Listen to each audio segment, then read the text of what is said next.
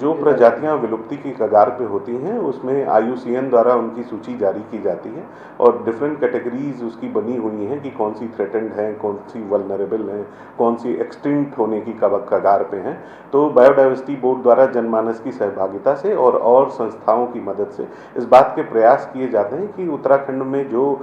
ऐसी प्रजातियां हैं जो विलुप्ति के कगार पे हैं उसका किस तरह से संरक्षण एवं संवर्धन किया जाए और उनके प्लांटेशंस के लिए भी अलग से प्रोग्राम्स बनाए जाते हैं और उनको क्रियान्वित किया जाता है। दिवस को मनाने का मूल उद्देश्य है लोगों की जागरूकता बढ़ाना, ताकि उन्हें इस बात का एहसास हो कि किस प्रकार से ये हमारी जैव विविधता हमारे जीवन के लिए महत्वपूर्ण है। और कल का जो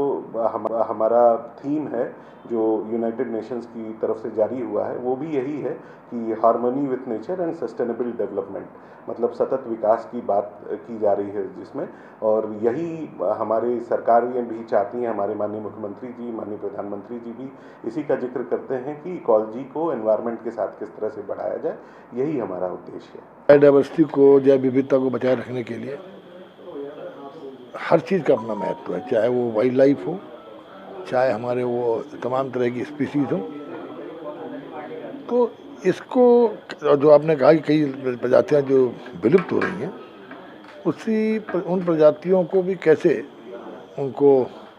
उनके सर्वाइवल के लिए काम किया जाए, इस पर लगातार विभाग काम कर रहा है। और ह्यूमन वाइल्ड लाइफ कॉन्फ्लिक्ट जरूर बढ़ जाता है, ह्यूमन वाइल्ड लाइफ कॉन्फ्लिक्ट, लेकिन वाइल्ड लाइफ का होना भी बायोडाइवर्सिटी के लिए बहुत ज़रूरी है। तो इसीलिए हमारा ये रहा है कि हम ह्यूमन वाइल्ड लाइफ कॉन्फ्लिक्ट को मिटिगेट करने के लिए कैसे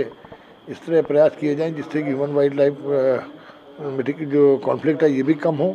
इसके अलावा जो स्पीसीज इंडेंजर्स हैं जो ख़त्म होने जा रही हैं, उन स्पीसीज को कंजर्व करना, इस पर विभाग लगातार काम कर रहा है। और मैं समझता हूँ जो विभाग पिछले कुछ समय से जिस तरह से कंजर्वेशन पे काम कर रहा है तमाम तरह की स्पीसीज़ के और खासकर विलुप्त होने वाली स्पीसीज़ के, इसके सुखद परिणाम आएंगे।